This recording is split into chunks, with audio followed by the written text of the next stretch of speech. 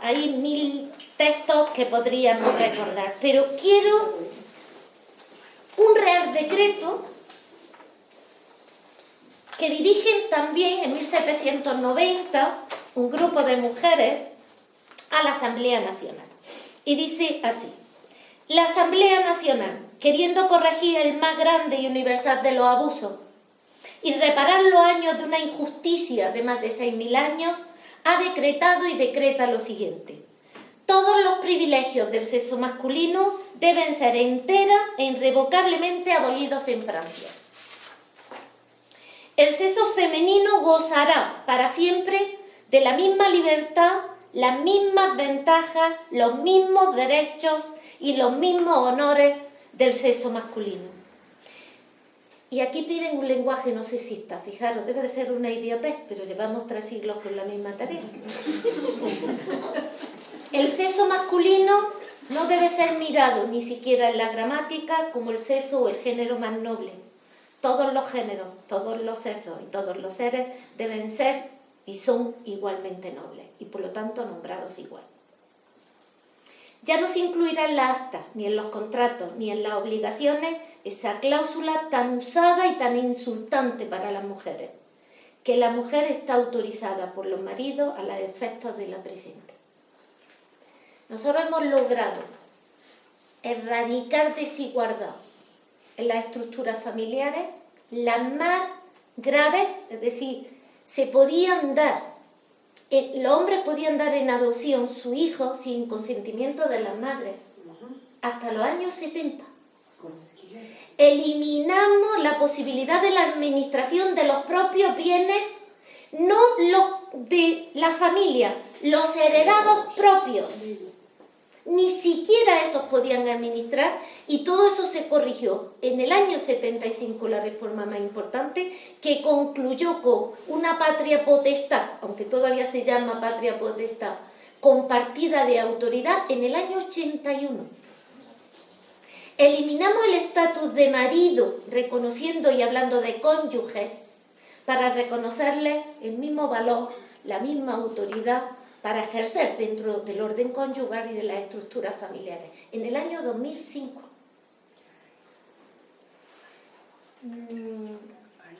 Lo que trato de decir es que cómo podemos decir que todas esas leyes y que todos esos avances son excesos, cuando lo que estamos es erradicando privilegios e intentando fomentar igualdad real. Porque claro, la igualdad ante la ley, cuando oculta las desigualdades sociales reales, lo que funciona precisamente es como una cortina de humo que nos hace creer que todos somos iguales simplemente porque un papel dice que somos iguales ante la ley. Cuando hablamos hoy día, cuando se habla de igualdad efectiva hoy de hombres y mujeres, cuando se habla de no discriminación por razón de sexo, no se está hablando de los hombres, en ese solo aspecto no se habla de hombres, pero por una razón, porque los hombres no son discriminados por ser hombres. Por lo tanto, no pueden sufrir discriminación por razón de sexo. Podrán sufrirla por otras causas. Por eso, esa discriminación sistémica básica es la que tenemos que desmontar y tenemos que desmontarla políticamente para que las leyes puedan asumir realmente su función. Y en ese sentido, por eso, cuando en los próximos, no sé si meses, depende cómo esté el patio, ¿no? Si en los próximos meses, la vuelta de un par de años o en el próximo año, los procesos de reforma de la Constitución se van a producir y de verdad que no podemos volver a perder el momento histórico de que la Constitución nos reconozca a los hombres y a las mujeres como copartícipes del poder, como sujetos de igual autoridad y con iguales derechos. Y eso es lo único que pretenden las leyes. Y continuamente de lo que están hablando es de eso. Lo que pasa es que para promover igualdad no solamente hay que desarrollar ciertos instrumentos jurídicos o políticos, sino que hay que desmontar privilegios. Hay que desmontar esas presunciones que yo decía antes. Tenemos que hacer algo que es lo más complicado, desaprender. Y eso es lo que más nos cuesta. Porque claro, quitarnos de nuestra mente todos esos prejuicios, pero de nuevo este libro es espléndido, porque claro, fue también un momento histórico donde contra lo que se luchaba era contra un modelo de autoridad trasnochado. Se luchaba por un nuevo orden social, por unas nuevas instituciones políticas y jurídicas, y se luchaba contra el prejuicio, y se enarbolaba la idea de la racionalidad, de la razón, que guiara nuestros actos y nuestras decisiones. Por eso es muy importante hacer ese recorrido histórico y evaluar entonces de forma correcta todas esas leyes que estamos realizando para que produzcan los efectos de cambio que creo que nos merecemos, todos y todas. Y fijaros, yo os llamo la atención sobre algo que resulta sorprendente. ¿Sabéis de qué habla el último informe del Banco Mundial? El que acaba de hacer en 2012, de igualdad de género y desarrollo. Será algo de tres charlas locas, pero de lo que habla el Banco Mundial es de igualdad de género, y está diciendo, o los países optimizan sus recursos, o eliminan las desigualdades, o ponen fin a esa injusticia. Lo que tienen en juego no es solamente la justicia social, sino el desarrollo económico y social. Y el tema del informe empieza así: esto es un análisis desde una estricta perspectiva económica, pero todo el informe, si os metéis en la red porque está para poderlo consultar, os daréis cuenta que está hablando continuamente de conceptualizar qué entendemos por igualdad de género, quiénes son los responsables de la desigualdad. Y cuando el Banco Mundial tiene que señalar a los responsables, dice hogares, mercado e instituciones. Esos son los que tienen que desmontar esas situaciones si queremos realmente los pueblos y los estados avanzar. Pero avanzar ya no solo en justicia, sino avanzar en desarrollo, avanzar en seguridad y en paz social. Nada más y muchísimas gracias por escuchar.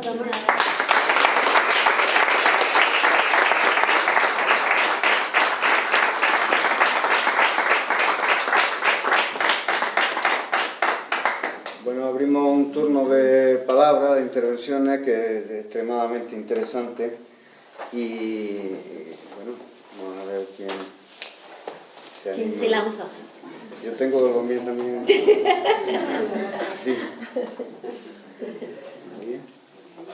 Ya. Bueno, casi me lo quería guardar para el final.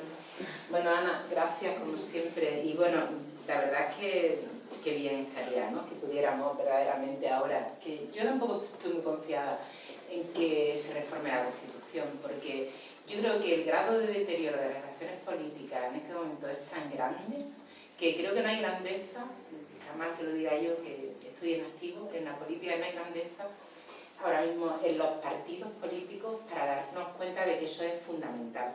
Porque la relación entre la ciudadanía y quienes los representamos en las diferentes instituciones ha cambiado tanto que es tan imprescindible establecer código y hasta un paradigma nuevo de esas relaciones, que yo creo que ahora mismo la gente que está, y no voy a entrar en detalle, no está a la altura de poder dar respuesta a esa necesidad que por otra parte es tan evidente en la sociedad, ¿no? Ojalá las feministas que somos muchas, las de todos los feminismos, las del feminismo institucional, las del feminismo político, las de las organizaciones de mujeres, fuéramos capaces, como lo hemos sido siempre hasta ahora, de articular una plataforma de poder que hiciera llegar esa propuesta que tú haces, que es tan necesaria, tan fundamental y tan imprescindible, si me apura, y tan oportuna también, ¿no? Porque también tenemos que recordar que a lo largo de la historia de las mujeres, los momentos de crisis institucional hemos aprovechado y hemos avanzado. A lo mejor también es que el momento... Es que esto no es solo, es que lo que estamos viviendo no es un cambio institucional. No, claro que no. Es que, yo siempre lo digo, es que la gente sigue funcionando con un modelo de Estado que ya no existe. Que ya no existe, claro que no. Con una representación de los espacios o de los escenarios políticos que tampoco son ya. Con una idea de quiénes hacen política que tampoco es. Y dicen, es que hablar de un proceso constituyente, de un nuevo constitucionalismo es muy arriesgado. Y yo digo, más arriesgado es lo que estamos viviendo, que nos están cambiando todo el edificio de espalda a la ciudadanía, sin debate. No, No, yo lo veo muy oportuno, pero te quiero añadir más. O sea, no solamente lo veo muy oportuno, sino que ya... Que lo están haciendo, vaya. Que debemos nosotras ocupar ese espacio ya y empezar a decir estas cosas para que haya movimiento dentro de quienes estén en la representación en este momento para poder hacerlo.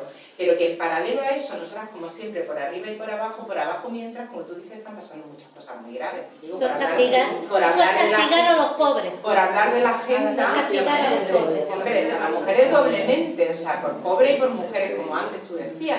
Y luego ya el tema de la reforma del Código Penal, que el otro día hablando contigo, al hilo de otra cosa, hablábamos tú y yo en privado de este asunto, ¿no? O sea, es que tenemos encima de la mesa, parece mentira, que es que cuando estábamos respirando, sabiendo que teníamos mucho que hacer, pero también sabiendo, bueno, pues que teníamos interlocución, en fin, una vez más, ¿no? Tenemos una situación de colapso que es que te da una angustia horrorosa, ¿no? O sea, ya está. Se producen esas paradojas, es decir, yo a veces siempre digo, hay que ver que hay como bueno, un cuando hablas del discurso... aborto, Ana, perdona, que la ley del aborto está en cuestión, digo que ya eso también para decirlo. Ya. Pero es que quien controla los cuerpos controla las mentes, Pues por claro, eso es tan importante. Y luego porque el poder del Estado siempre se ha construido sobre un principio esencial, el control de la vida y de la muerte. Ese es el gran poder. Por eso aquí no se muere nadie hasta que yo no decida cuándo.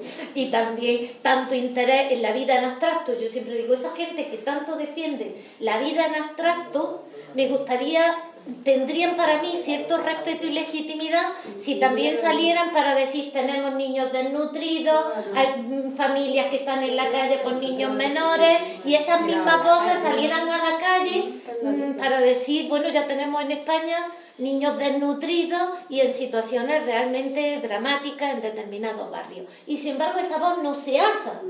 Entonces digo, ¿cómo puede preocupar tanto el no nacido y el que ya tenemos aquí?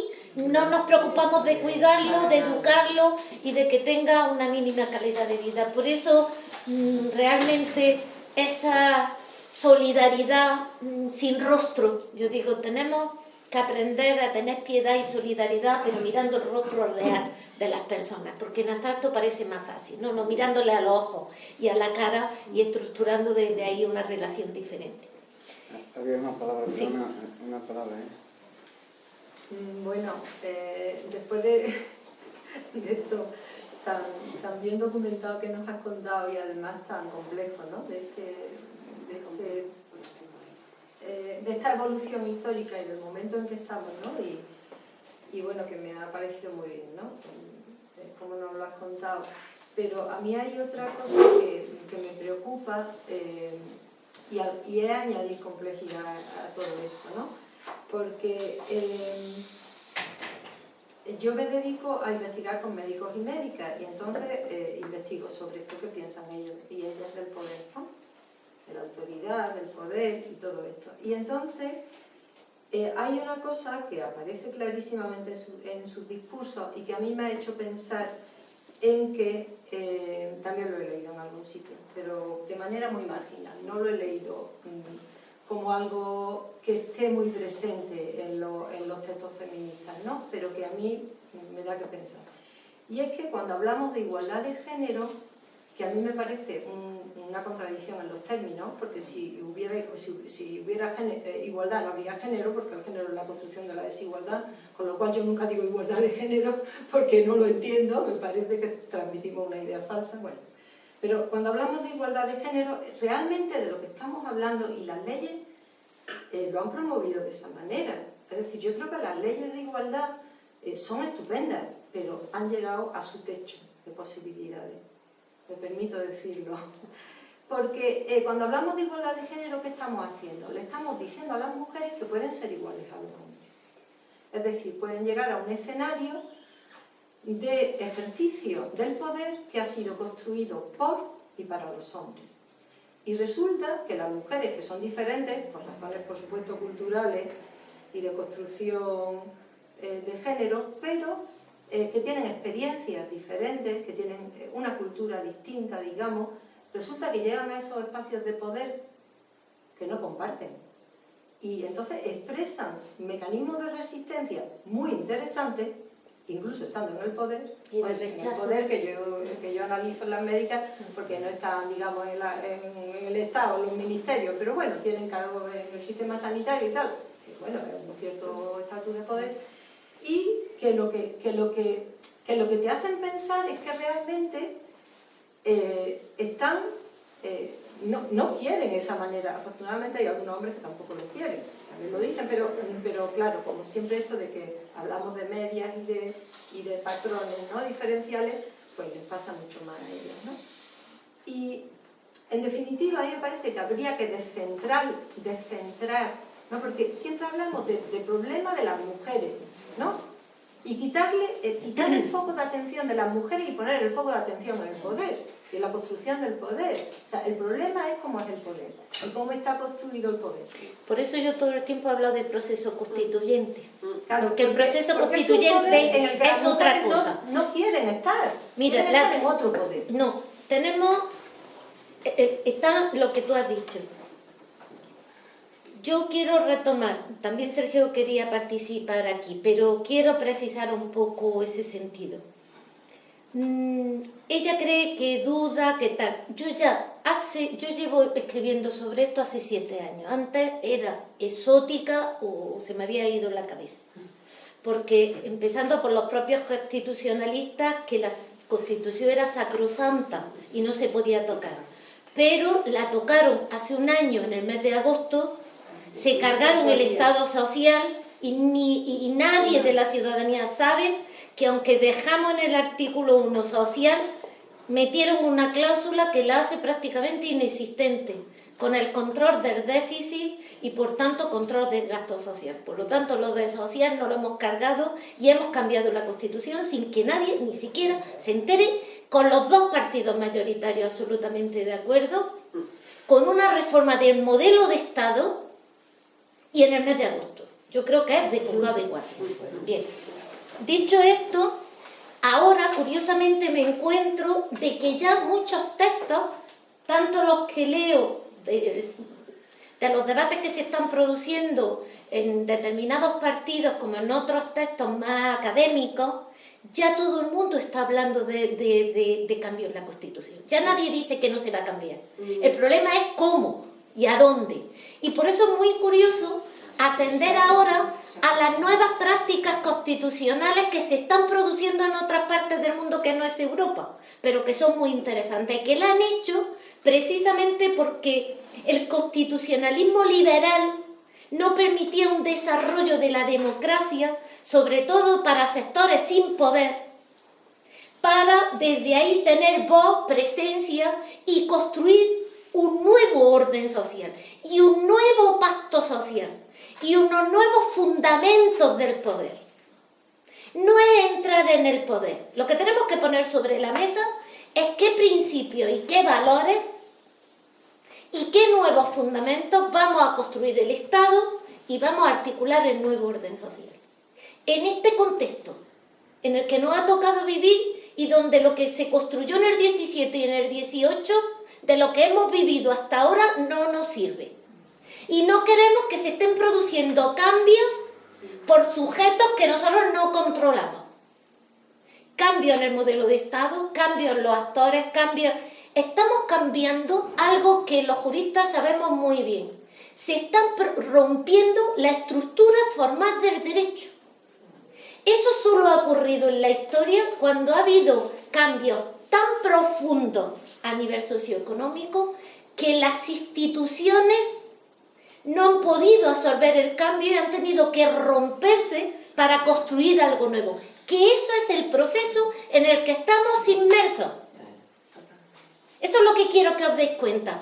Las instituciones que nosotros conocemos no son las que existen. De hecho, y estamos rompiendo todo, aunque la gente no sepa que se está rompiendo. Están construyéndose nuevas técnicas legislativas, nuevas formas de crear derecho, que ni siquiera los juristas en las facultades de Derecho aprenden qué hacer con ellas, que no saben cómo aplicarlas. Porque el modelo de ciencia jurídica no ha evolucionado. Yo no creo que las leyes no tengan potencial. Lo que pasa es que necesitan un contexto y unos fundamentos y unas estructuras de poder nuevas. Necesitamos un nuevo pacto social. Tú has dicho con mucha razón, los problemas que tienen las mujeres que cuando llegan al poder se ven obligadas a trabajar en unas estructuras que las asimilan a hombres. Es que ni queremos el modelo masculino porque no es universalizable, ni queremos el modelo femenino porque tampoco lo es. Y entonces hay que construir un modelo antropológico nuevo y unos nuevos fundamentos del poder, que no es simplemente un cambio de élite, es un cambio en los cimientos del edificio.